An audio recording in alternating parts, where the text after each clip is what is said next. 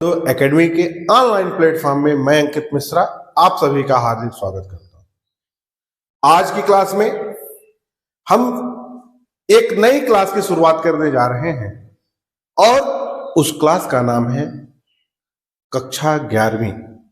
तो कक्षा 11वीं में हम लोग क्या पढ़ेंगे, कैसे पढ़ेंगे, किस विषय को क्यों पढ़ेंगे, सबसे पहले 5 मिनट का टाइम लेके हम चर्चा करेंगे और आप लोगों के साथ अपना अनुभव भी साझा करेंगे। देखिए, आज हम 11वीं क्लास के लिए स्पेशली ये पहली क्लास शुरू करने जा रहे हैं, ठीक है ना। देखिए, 11वीं क्लास में हम आप लोगों को पढ़ाएंगे फिजिक्स, केमिस्ट्री और मैथ। हम सभी के मन में ये आता होगा कि हम 10वीं का पेपर दे चुके हैं, 10वीं पास कर चुके हैं, तो 11वीं में जा रहे हैं तो हमें फिजिक्स, केमिस्ट्री, मैथ कब पढ़नी है, फिजिक्स, केमिस्ट्री और मैथ क्यों पढ़नी है, और फिजिक्स में क्या पढ़ना है, केमिस्ट्री में क्या पढ़ना है, बायोलॉजी में क्या पढ़ना है, मैथ में क्या पढ़ना है, इन सब के बारे में क्रम से हम जानेंगे। देखिए, आज सबसे पहले हम लोग जानते हैं कि यदि हम 10वीं क्लास पास करने के बाद 11वीं क्लास में जब पहुंचते हैं और एक चुनौती होती है मुझे अपने एक संकाय को, एक ग्रुप को चुनने की, तो उसमें हम लोगों के मन में कई प्रकार की दुविधाएं आती हैं। कभी हम अपने बड़ों को देख के करते हैं, कभी किसी के कहने पे विषय की चॉइस कर लेते हैं, लेकिन हम सभी को ऐसा नहीं करना है। हम सबको अपने विषय का चुनाव खुद की समझदारी और खुद के इंटरेस्ट के आधार पे करना है। हमारा इंटरेस्ट जिस विषय में होगा उसी विषय की ओर हम जाएंगे, उसी का हम चुनाव करेंगे। आइए हम आप लोगों से थोड़ी सी बात करते हैं कि यदि हम लोग साइंस फील्ड पे जाते हैं तो हमें क्या क्या पढ़ने को मिलेगा और उसके अंदर हम क्या क्या चीजें पढ़ते हैं। देखिए, स्पेशली साइंस के विद्यार्थियों के लिए, जो हमारे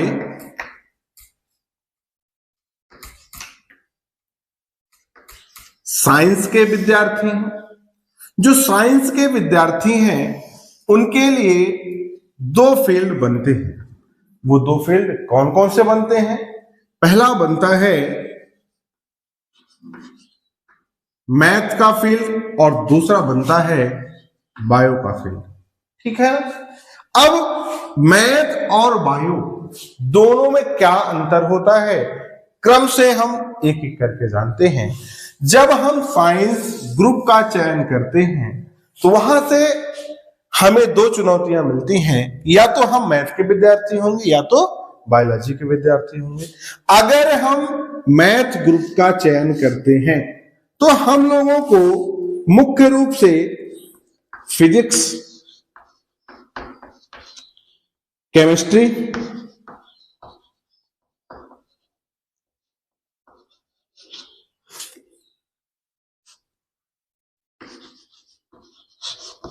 मैथ,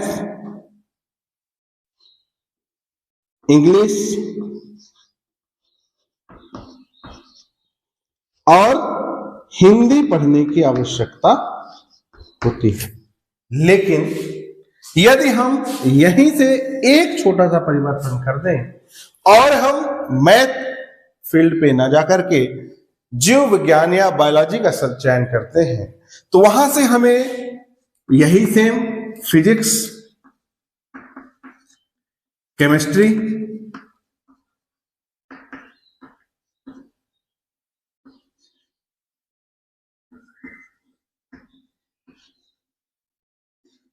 बायोलॉजी, इंग्लिश और हिंदी पढ़ने का अवसर मिलता है। देखिए, हम सभी साइंस के विद्यार्थी यदि मैथ ग्रुप का चयन करते हैं तो अतिरिक्त विषय के रूप में हम बायोलॉजी का अध्ययन कर सकते हैं। यदि हम बायोलॉजी ग्रुप का अध्ययन करते हैं तो अतिरिक्त विषय के रूप में हम मैथ का अध्ययन कर सकते हैं। अब देखिए, यहां सोचने की बात यह है कि या तो हम मैथ लें चाहे हम बायोलॉजी का चयन करें, हमको उस कंडीशन में physics, chemistry, English, Hindi, physics, chemistry, English और हिंदी, ये 4 सब्जेक्ट कॉमन होती हैं। इन 4 विषय को पढ़ना आवश्यक होता है, इन्हीं 4 विषय को हम पढ़ते ही हैं। अंतर कहां होता है? यदि हम मैथ ग्रुप का चयन करते हैं तो हमें जो हमारी पश्चिमी अपनी मुख्य विषय होती है, मुख्य विषय के रूप में हम मैथ का अध्ययन करते हैं, और यदि बायोलॉजी ग्रुप में जाते हैं तो मुख्य विषय के रूप में हम मैथ की जगह पे बायोलॉजी का अध्ययन करते हैं। ठीक है, अब देखिए आज की क्लास में हम आपसे चर्चा करेंगे जो हमारा इन दोनों ग्रुप के लिए कॉमन सा टॉपिक होगा, और उस टॉपिक का नाम है फिजिक्स। आखिर फिजिक्स क्या है, फिजिक्स क्यों पढ़ना है, फिजिक्स किसे पढ़ना है, और फिजिक्स में क्या पढ़ना है। हम लोगों के मन में ये चीजें होनी चाहिए कि आखिर फिजिक्स, सर बोल रहे हैं, बार बार बोल रहे हैं सर फिजिक्स फिजिक्स, फिजिक्स है क्या, फिजिक्स का जन्म कहां से हुआ, फिजिक्स का पूरा इतिहास एक एक करके एक क्रम से हम लोग आइए देखते हैं। फिजिक्स को जानने के पहले हम लोग बिल्कुल अपनी पिछली क्लास में जो पढ़ रखे हैं वो हमें पता है नहीं पता है, ये महत्वपूर्ण उसमें नहीं है। हम लोग बिल्कुल बेसिक से, बिल्कुल शुरुआत से तैयारी करेंगे, और आपको बिल्कुल 0 लेवल से हम लेकर के चलेंगे। आप लोग निरंतर क्लास में बने रहिए, और आइए आज की क्लास की शुरुआत करते हैं।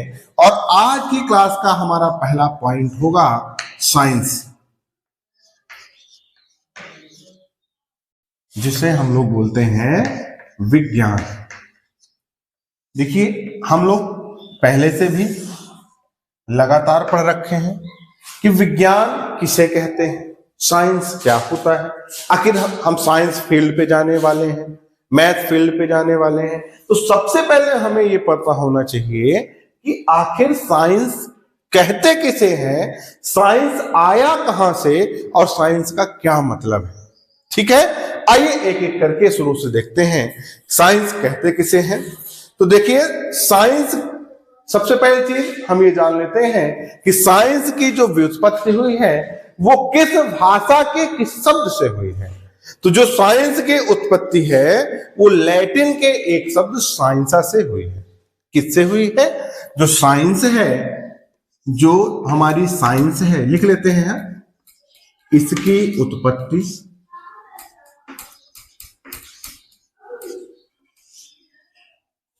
लैटिन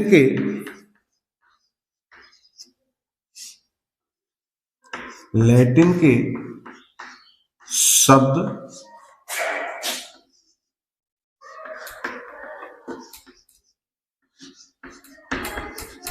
साइंसा से है। इस साइंसा का अर्थ क्या होता है? तो साइंसा का अर्थ होता है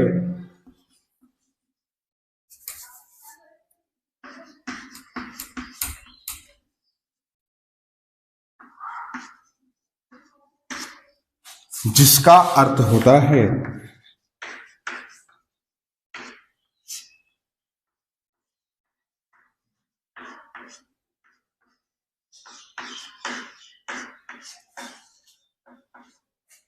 टू नो, जानना। अब देखिए हमारे मन में एक और क्वेश्चन बनता है कि आखिर सर बताए कि साइंस शब्द किस भाषा के शब्द से? लैटिन भाषा के शब्द से। लैटिन भाषा के किस शब्द से? तो जो साइंस शब्द की उत्पत्ति हुई है वो लैटिन के साइंसा से हुई है। इस साइंसा का मतलब क्या होता है? तो साइंसा का मतलब होता है टू नो, जानना। आखिर जानना तो किसके बारे में जानना? जानना तो किसके बारे में जानना?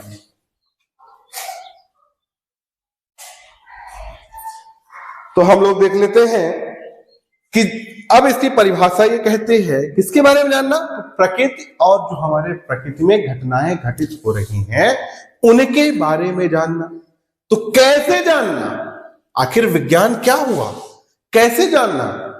तो प्रकृति और प्राकृतिक परिघटनाओं का क्रमबद्ध प्रेक्षण, प्रयोगों के पे आधारित, क्रमबद्ध प्रेक्षणों, प्रयोगों पर आधारित, सुव्यवस्थित, सुसंगठित जो एक ज्ञान है उसी को हम क्या कहेंगे? विज्ञान कहेंगे। तो विज्ञान किसे कहते हैं? जो साइंस है उसकी उत्पत्ति कहां से हुई है? हमें अपने कॉम्पिटिटिव एग्जाम के दृष्टि से यह भी ध्यान रखना है कि साइंस शब्द की उत्पत्ति लैटिन के एक शब्द, साइंस की उत्पत्ति लैटिन के शब्द साइंसा से हुई है, जिसका अर्थ होता है टू नो, जानना। किसके बारे में जानना? तो प्रकृति या प्राकृतिक परिघटनाओं के बारे में जानना। तो प्रकृति या प्राकृतिक परिघटनाओं के बारे में क्या जानना? कि जो ये हमारी प्रकृति है, जो हम लोग देख रहे हैं, इसमें क्या घटनाएं घटित हुई, उनका एक क्रम में, क्रमबद्ध, क्रम के रूप में बना हुआ, प्रेक्षणों पे आधारित, प्रयोगों पे आधारित, सुव्यवस्थित, सुसंगठित, तर्कपूर्ण जो ज्ञान होगा वही हमारा क्या कहलाएगा? विज्ञान कहलाएगा। क्या कहलाएगा? विज्ञान कहलाएगा। तो विज्ञान की परिभाषा हम लोग कैसे बता सकते हैं? तो विज्ञान की परिभाषा कहती है कि प्रकृति और प्राकृतिक परिघटनाओं के क्रमबद्ध प्रेक्षणों, सुसंगत तर्कों, प्रयोगों से तर्कपूर्ण जो ज्ञान प्राप्त होता है उसे हम विज्ञान कहते हैं।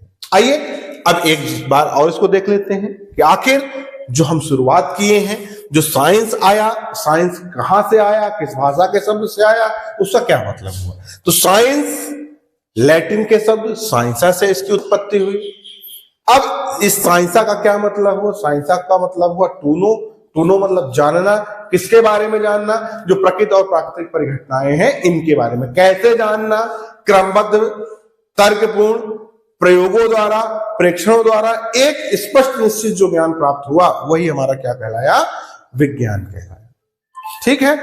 अब देखिए जो विज्ञान है उसको और आगे बढ़ाते हैं और देखते हैं।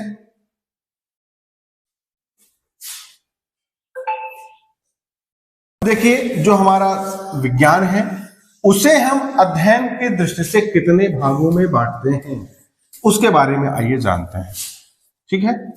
अब देखिए अध्ययन की दृष्टि से, ये विभाजन किसकी दृष्टि से पढ़ रहे हैं हम लोग? अध्ययन की दृष्टि से। अध्ययन की दृष्टि से, अध्ययन की दृष्टि से इसे दो भागों में बांटा गया है। इसे दो भागों में बांटा गया है। आखिर वो दो भाग कौन कौन से हैं? कैसे बांटा गया है? तो पहला प्रकार है भौतिकीय साइंस, भौतिकीय विज्ञान। इसको हम लोग बोलते हैं फिजिकल साइंस।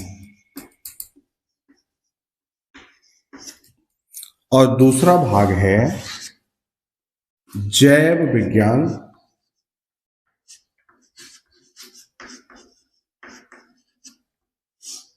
जिसे हम लोग बोलते हैं बायोलॉजिकल साइंस। अब देखिए जो अध्ययन के दृष्टि से इसका विभाजन किया गया उसमें पहला प्रकार हुआ भौतिकीय विज्ञान और दूसरा प्रकार हुआ जैव विज्ञान, जिसे भौतिकीय विज्ञान को हम फिजिकल साइंस बोलते हैं और जैव विज्ञान को हम बायोलॉजिकल साइंस बोलते हैं। आखिर अब एक क्रम से पढ़ते हैं कि भौतिकी विज्ञान के अंदर हम क्या पढ़ेंगे और जैव विज्ञान के अंदर क्या पढ़ेंगे।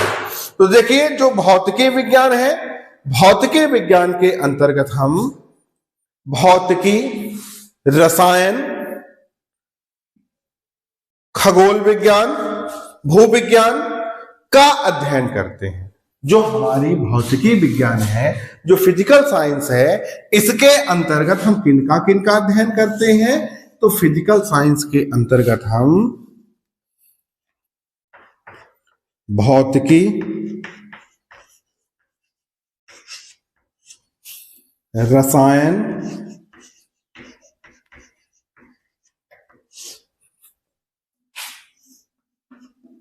भूविज्ञान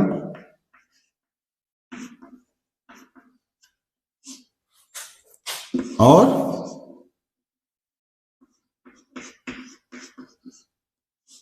खगोल विज्ञान। खगोल विज्ञान का क्या करते हैं? अध्ययन करते हैं। अब देखिए, तो हमारे मन में एक और बात आनी चाहिए कि यदि हम फिजिकल साइंस के अंतर्गत इनका अध्ययन करते हैं तो बायोलॉजिकल साइंस के अंतर्गत या जैव विज्ञान के अंतर्गत किसका अध्ययन करते हैं? तो जो जैव विज्ञान है, तो जैव विज्ञान के अंतर्गत हम मुख्य रूप से जीव विज्ञान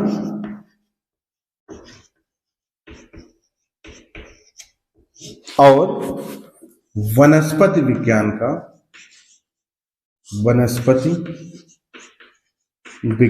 का अध्ययन करते हैं। आइए थोड़ा सा एक बार अब एक ग्राफ के माध्यम से पूरी चीजें समझ लेते हैं।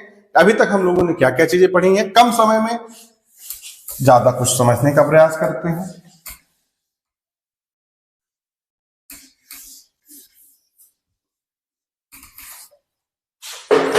देखिए, आज की क्लास की शुरुआत हम कहां से किए हैं? साइंस से। साइंस, ठीक है ना? जो साइंस है, साइंस शब्द की उत्पत्ति किससे हुई है? साइंस शब्द की उत्पत्ति लैटिन के शब्द साइंसा से हुई है, जिसका अर्थ टू नो, जानना होता है। किसके बारे में जानना? प्रकृति या प्राकृतिक परिघटनाओं के बारे में जानना। फिर उसके बाद हम क्या पढ़े? प्रकृति या प्राकृतिक परिघटनाओं का क्रमबद्ध प्रेक्षणों, तर्कों या प्रयोगों पर प्राप्त जो ज्ञान है, जो निष्कर्ष है, उसे हम क्या कह देते हैं? विज्ञान कह देते हैं। अब अध्ययन की दृष्टि से जो विज्ञान है, अध्ययन की सुविधा के आधार पर विज्ञान को दो भागों में बांटा गया है। वो दो भाग कौन कौन से हैं? तो पहला प्रकार है भौतिकीय विज्ञान।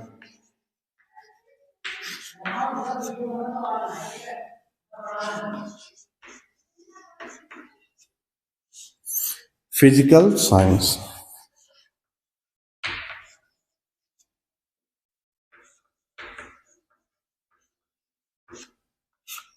और दूसरा भाग है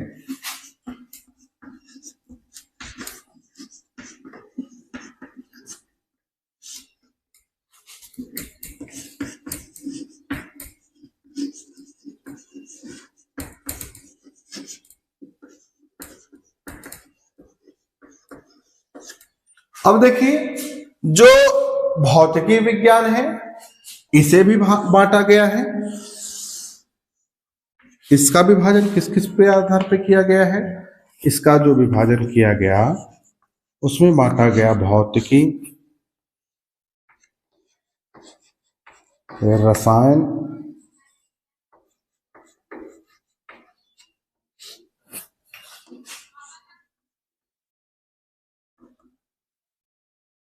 भूविज्ञान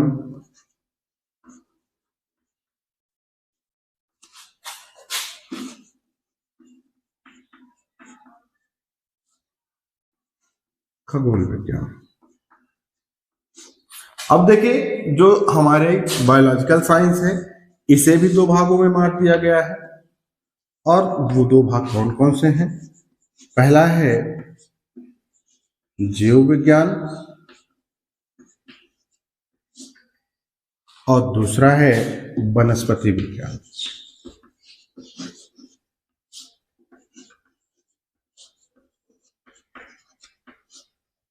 ठीक है, इस प्रकार से हमारे विज्ञान, हमारी साइंस का विभाजन किया गया है।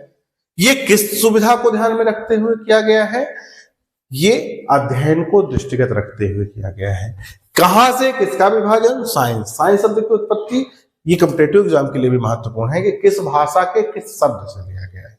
ठीक है ना? अब देखिए, अब आज की जो हमारी क्लास चल रही है, ये क्लास है फिजिक्स की, और अब हम साइंस के इस विभाजन के बाद आएंगे अपनी क्लास की ओर और शुरू करेंगे जो पहला पॉइंट होगा, जिसे हम लोग कहते हैं फिजिक्स। अब हम लोगों के मन में आना चाहिए कि फिजिक्स क्या है। फिजिक्स में क्या पढ़ेंगे और फिजिक्स में हम क्या क्या जानेंगे, ये मेरे मन में एक उत्सुकता होनी चाहिए, और उत्सुकता होगी तो हम ज्यादा तेजी से सीख पाते हैं। ठीक है ना। अब आज का जो पॉइंट है, जो हमारी शुरुआत है, वो शुरुआत है भौतिकी। भौतिकी जिसे हम लोग फिजिक्स बोलते हैं।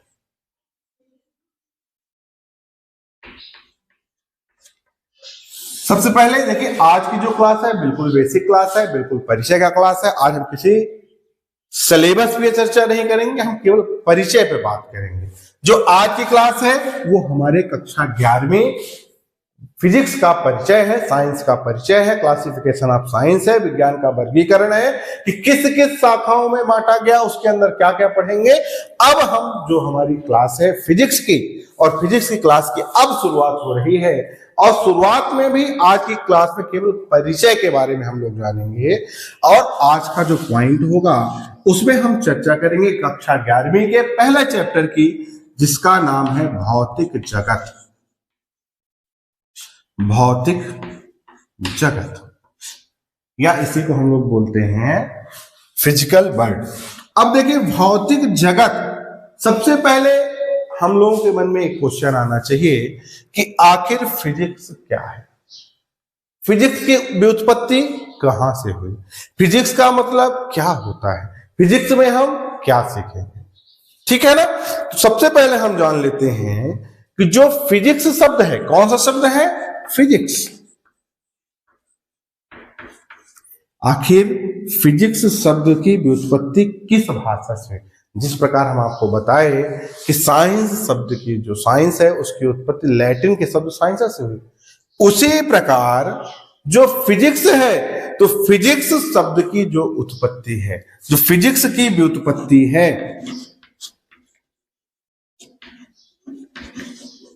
फिजिक्स की व्युत्पत्ति किस भाषा से, ग्रीक भाषा। ग्रीक के शब्द फ्यूसिस,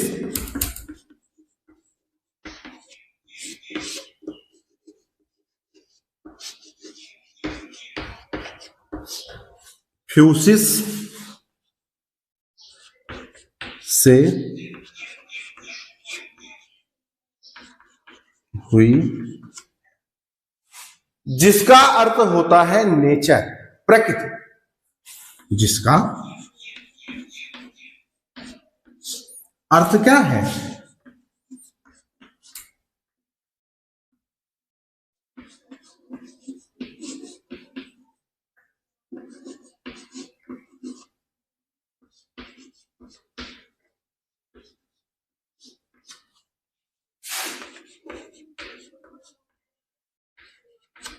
ठीक है।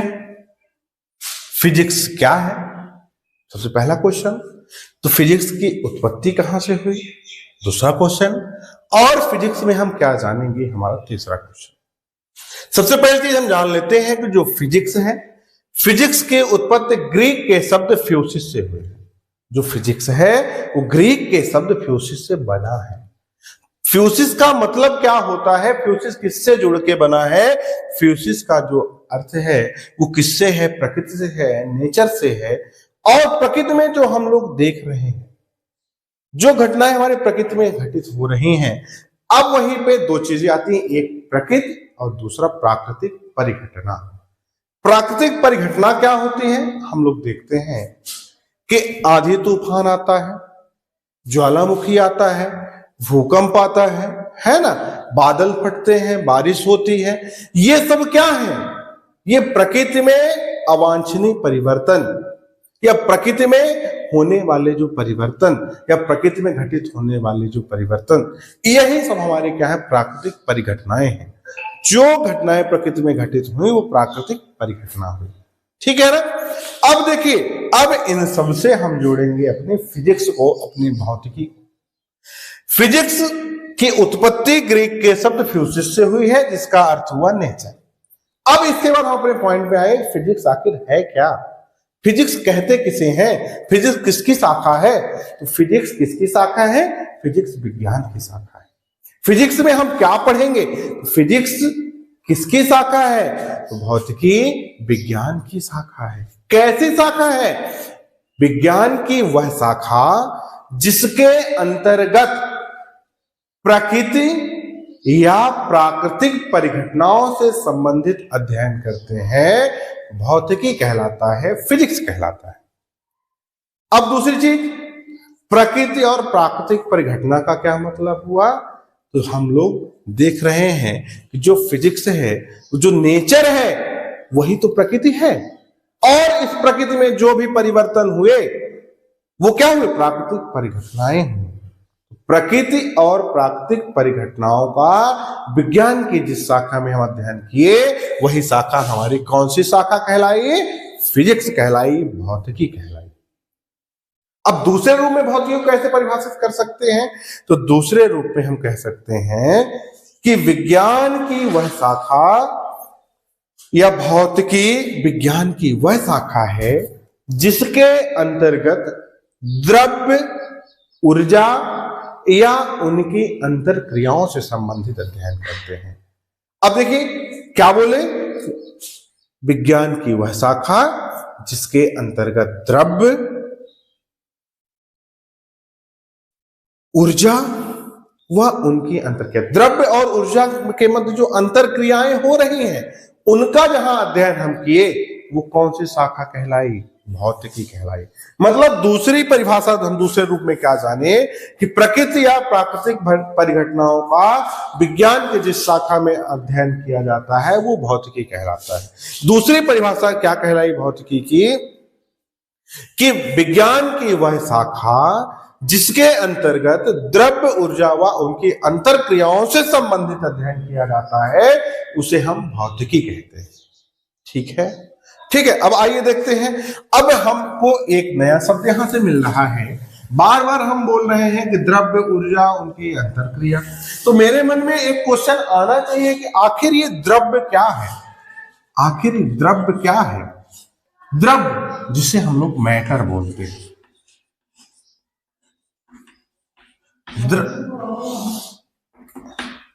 द्रव्य क्या है? द्रव्य किसे कहते हैं?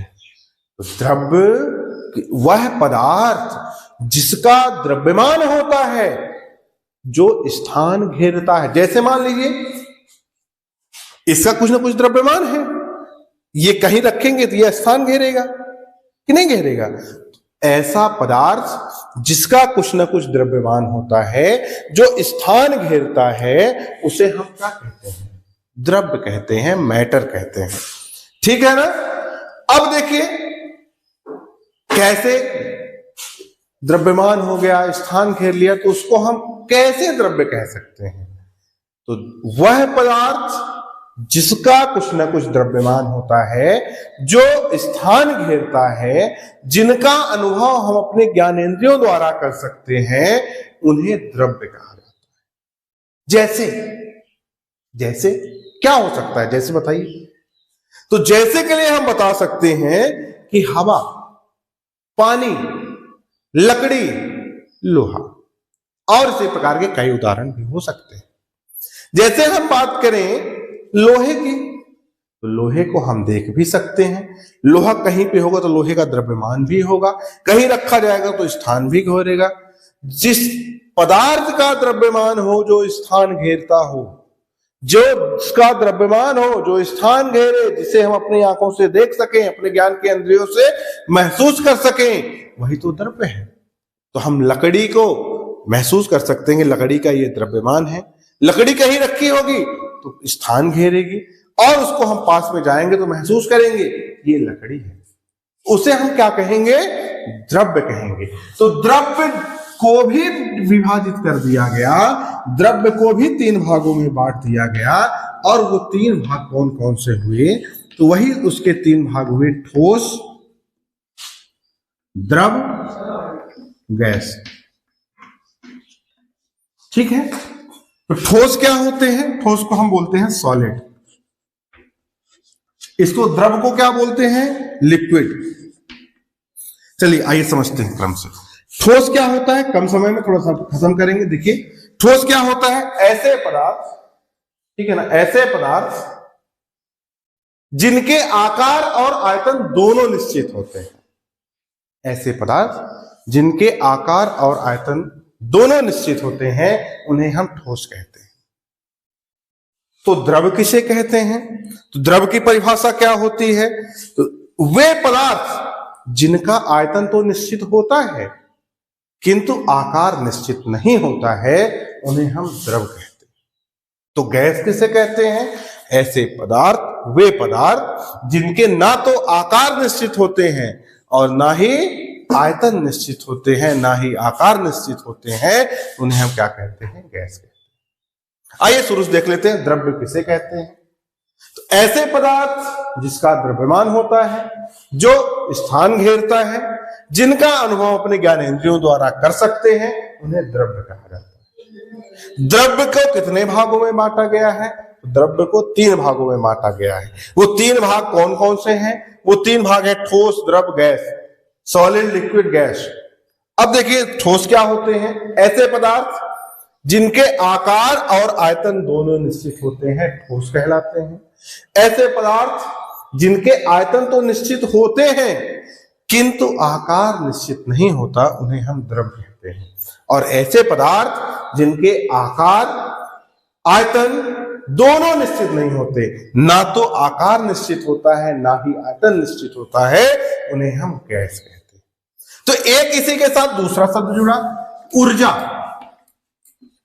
ऊर्जा, ऊर्जा किसे कहते हैं? देखिए विज्ञान में हर एक शब्द एक दूसरे शब्द से जुड़ेगा। ऊर्जा किसे कहते हैं? एनर्जी, है ना? कार्य करने की क्षमता को क्या कहते हैं? ऊर्जा। किसी कार्य को करने के लिए हमें जिस क्षमता की आवश्यकता होती है वही क्षमता हमारी ऊर्जा है। हम उस कार्य को कर सकते हैं, वो हमारी क्षमता पर निर्भर करता है। हम कितना कार्य करेंगे वो हमारी क्षमता पर निर्भर करता है। और कार्य को करने की जो क्षमता है वही तो ऊर्जा है। क्लियर? भौतिकी, फिजिक्स किसे कहते हैं? भौतिकी क्या है? तो भौतिकी की परिभाषा हम लोग कैसे परिभाषित किए कि विज्ञान की वह शाखा जिसके अंतर्गत द्रव्य, ऊर्जा व इनकी अंतर क्रियाओं से संबंधित अध्ययन करते हैं, या विज्ञान की वह शाखा जिसके अंतर्गत प्रकृति या प्राकृतिक परिघटनाओं से संबंधित अध्ययन किया जाता है, भौतिकी कहलाता है। द्रव्य की परिभाषा भी पढ़े, फिर द्रव्य के ठोस, द्रव, गैस पढ़े, तीनों की परिभाषा पढ़े। अब इसके बाद हमारी फिजिक्स का डिवीजन होगा कि आखिर भौतिकी को किन किन रूपों में बांटा गया। तो आइए देख लेते हैं फिर आगे विस्तार से। देखिए जो भौतिकी है, भौतिकी का विभाजन जो किया गया, जो ब्रांच के रूप में इसमें बांटा गया, तो भौतिकी को भी 2 शाखाओं में बांटा गया। भौतिकी को भी कितनी शाखाओं में बांटा गया? 2 शाखाओं में। कौन कौन सी 2 शाखाएं? तो पहली शाखा है भौतिकी की जिसे हम लोग बोलते हैं चिर सम्मत भौतिकी। चिर सम्मत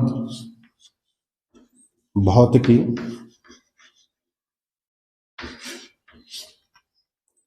क्लासिकल फिजिक्स।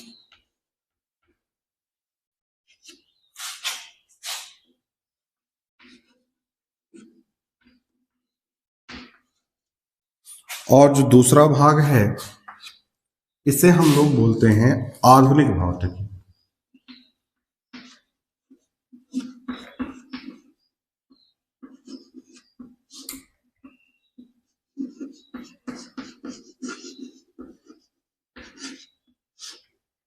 Modern physics.